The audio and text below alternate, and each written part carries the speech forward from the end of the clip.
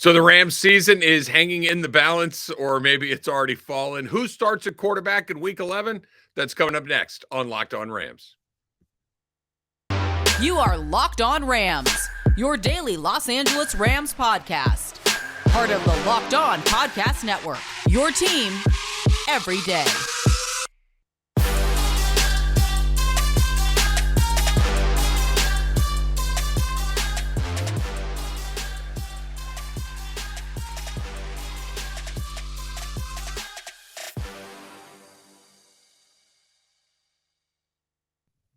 Thanks for making Locked On Rams your first listen every single day, free and available wherever you get your podcasts. My name is Travis Rogers. You can follow me on Twitter right there at Travis Rogers. I would also ask that you follow us on YouTube. Our Locked On Rams YouTube channel is a great way to take in the Locked On Rams podcast. Go ahead and subscribe to that.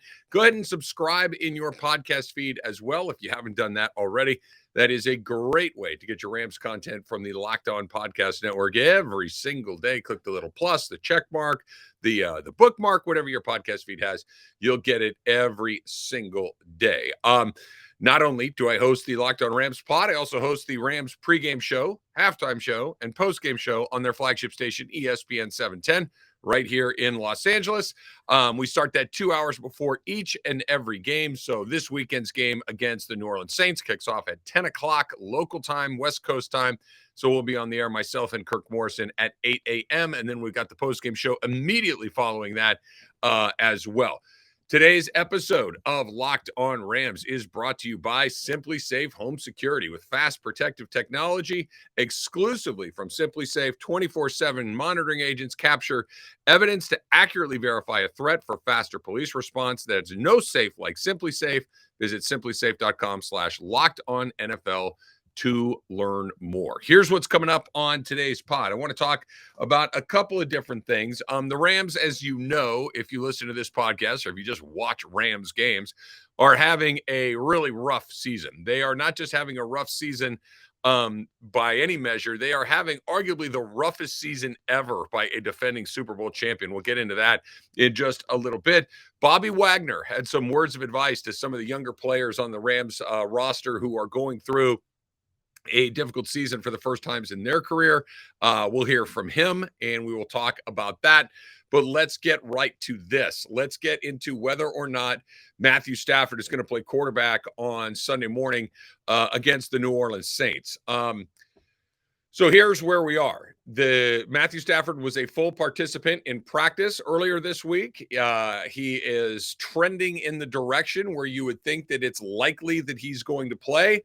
And I think that if the Rams were in a position to compete for a playoff spot or really even had a what's the difference between nothing and not great? Somewhere in between there, a long shot but not completely unrealistic playoff spot, I think he's probably out there. But the reality of it is, here's where the Rams are. While mathematically they may be alive, practically speaking, it's over, right? And for a couple of different reasons. Number one, they're 3-6, and to win the 9 games that you're going to have to get into the postseason, probably that means that you would have to go 6-4 or 6-2, excuse me, over your remaining 8 games. This team's 3-6. You think a 6-2 run is coming? No, neither do I. Not only that, you're probably going to have to get some help from some other teams. And that's probably unlikely to get help from all of the teams you need. 1 or 2, yeah, but where you are in the standings right now, you would need basically the entire NFC to come back to you at some point. Again, very unlikely to happen.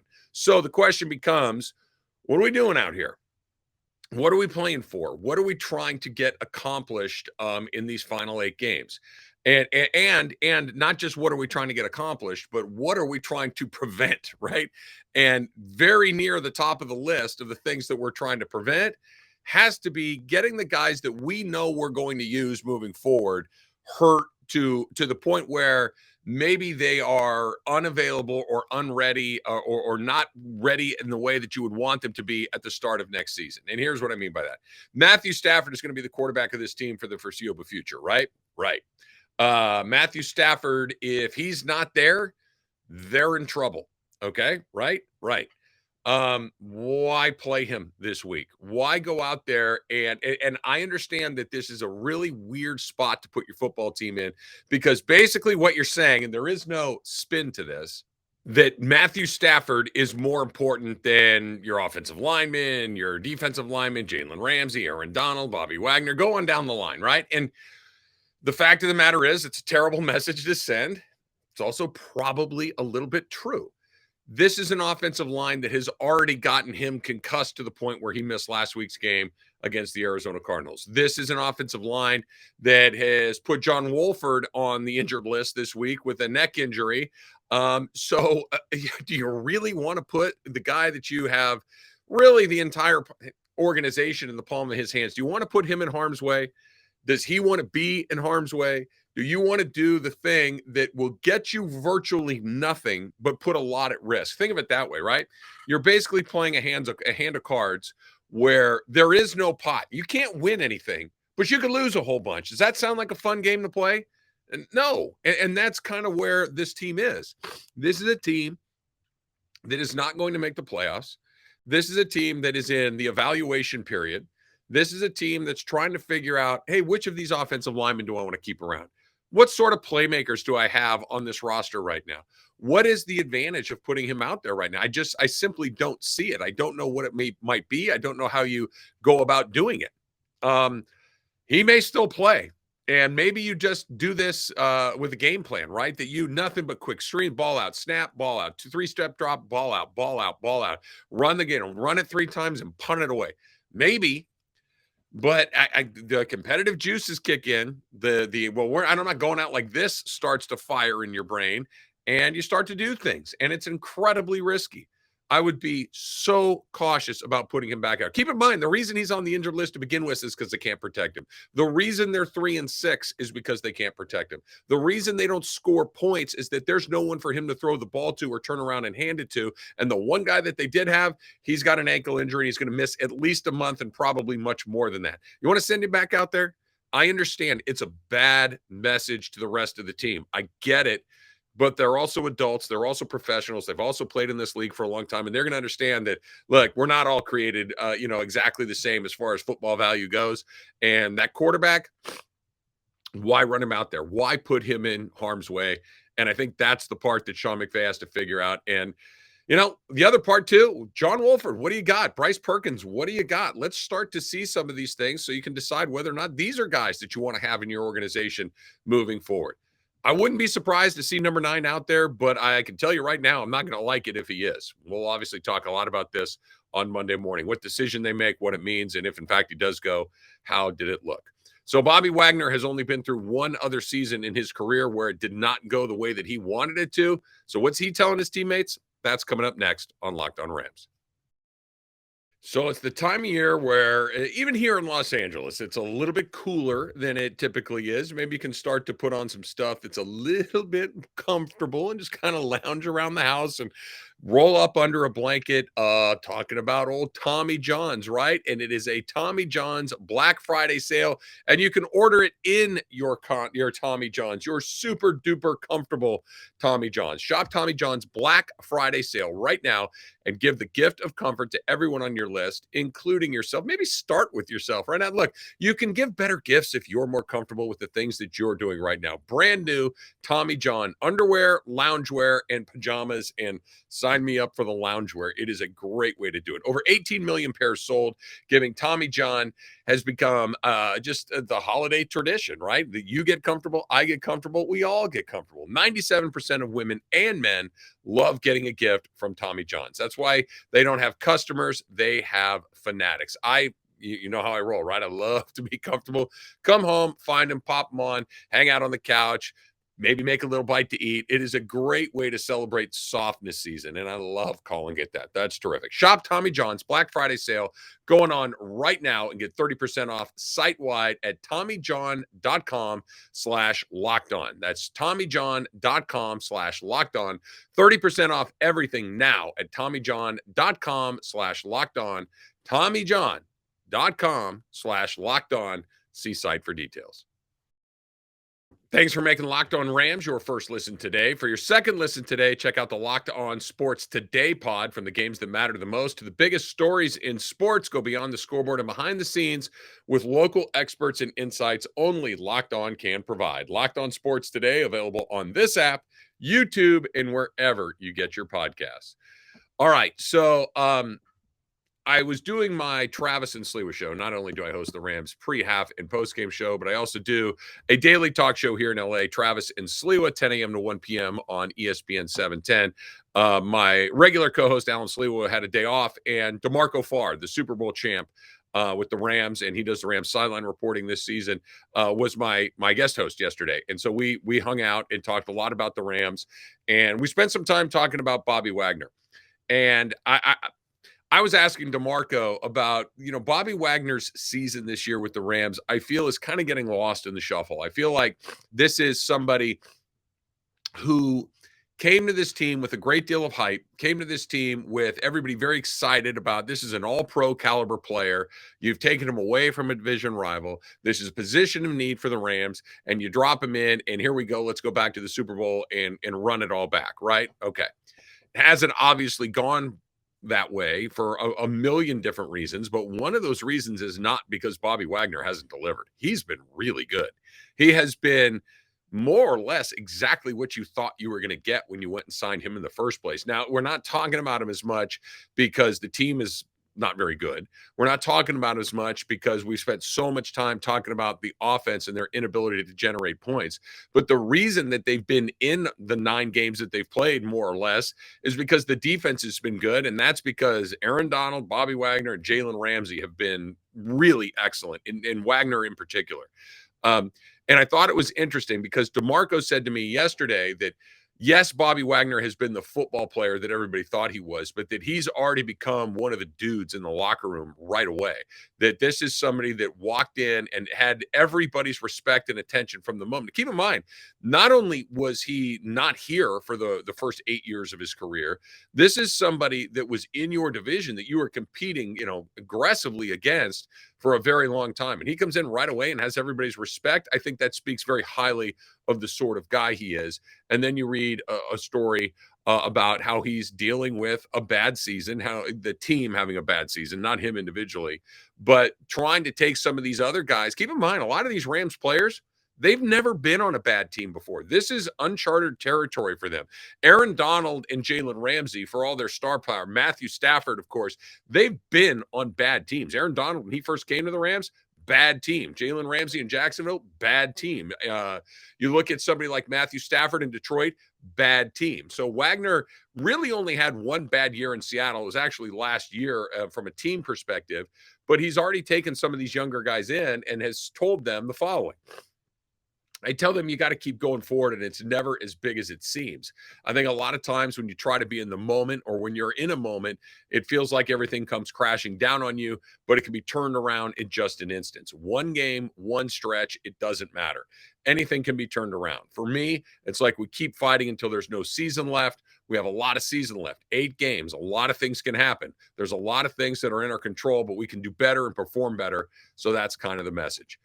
That is about what you would expect from a team leader. That is about what you expect about a guy that's been very successful for a very long time in this league. That, look, you can't worry about, we got Kansas City next week, and we got to play Seattle twice, and we got to deal with the Chargers and the Broncos and the Raiders and the Packers and all the other games that you have. What he's saying is, listen, we got to find a way to beat New Orleans this Sunday. That's it, because I don't know what's going to happen after that. I don't know what's going to happen with the other teams in the division, with the other teams in the conference. We can focus on what we can focus on, and that's the game. Don't get big, get small. It's a great message. He's 100% right, and if I were in that locker room, I would be paying very close attention to what he's saying. He's been through it. He knows what he's talking about. This is what makes these guys these guys. They are remarkable at compartmentalizing. They are remarkable at being able to say, I don't care what happened right behind me. I'm not worried about what's coming up in front of me. I'm worried about what's happening right now, today. I got to practice today. I got to lift today. I got to get treatment today, and then I'll do tomorrow. I'm not going to worry about any of these things. It's a great, I wish I could do it myself. I can't. All I think about is what's coming up down the road. It's probably not the best way to do it. These guys do. That being said, I don't know if it leads to any sort of change in the results, but I do think that it speaks to the impact that he's had on this team, that he's a vocal leader as well as a leader by his performance, a leader by the way that he leads his life, the way that he approaches his job. But to be able to say, hey, listen, get small. Don't worry about the bigness of this. Get small. Get ready for the one game. It's great advice. Don't know if it makes much of a difference, but I think it speaks to his role in this team. And I did like hearing that come from him. All right, coming up next. This is a bad season, but believe it or not, it's actually worse than you think. That's coming up on Locked On Rams. BetOnline.net is your number one source for sports betting information, stats, news, and analysis. So, for instance, over under, not even at 40. The spread, the Saints by 3. Whoa, boy. I'm just saying all of this information, if you are so inclined, if you like to know what's going on, if you've watched the Rams try to play offense, all of this information is available to you at BetOnline. You can get the greatest odds, the latest odds, and trends for every professional and amateur league out there, from football, basketball, soccer, esports. They got it all at BetOnline. And if you love sports podcasts, it's a great way to do it as well. We're always the fastest and easiest way to get your betting fix. Head to the website today. Use your mobile device to learn more. Bet online where the game starts and take the under, right? I mean, not my advice, just that's my feeling, because the under seems to be the thing that the Rams do more than anything else. Thanks for making Locked On Rams your first listen every day. Now, for your next listen, check out the Locked On Sports Today pod. Biggest stories of the day, plus instant reactions, big game recaps, and the take of the day. Available on the Odyssey app, YouTube, and wherever you get your podcasts. All right, so the Rams are the defending Super Bowl champions. That's great. This is a team that, look, you can only be the worst defending Super Bowl champion of all time if you are the defending Super Bowl champion. So take that for what it's worth, right? That as bad as this season has been, and I don't know if I've read anything, I don't know if I've seen anything that doesn't start off with the defending Super Bowl champion Los Angeles Rams are blah, blah, blah, blah, blah. You can only get that written about you if you won the Super Bowl. And I keep telling myself that, so I hope that I can stay in it. But the fact of the matter is, through 9 games, this is the worst record that any defending Super Bowl champion has had. It's tied with 4 others. The 06 Steelers were 3-6. The 99 Broncos were 3-6. The 87 Giants were 3-6. And the 1982 San Francisco 49ers were also 3-6. All 4 of those previous teams missed the playoffs along the way. Yeah. I mean, sure. This is not, these are not breadcrumbs that you're looking at that are making you feel great about what's about to pop off next. But, hey, it happens, I guess, is the point, right? That you have had other really good teams that were good enough to win the Super Bowl, and you run it back the next year, and it's like, well, this isn't great. And here's my theory. And this is, it's nothing more than that. It's my theory that maybe I'm telling myself this so I can feel a little better about where the team is.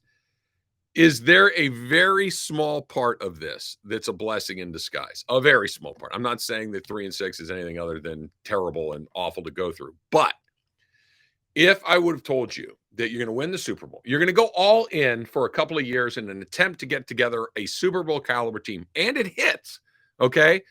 But the subsequent years after that go like, the next year is kind of mediocre. Maybe you just missed the playoffs. Maybe you just get in. You're a first round out. The year after that, maybe it's a little bit similar to that. And then you're out again. And now you have the bad season. Now you have the 4-13 season, the 5-12 season, or whatever it is. And now you start to reaccumulate the draft picks. You start to age out your older players. You start to bring in some young guys. Maybe you're a little bit more willing to accumulate draft picks as opposed to send draft picks out.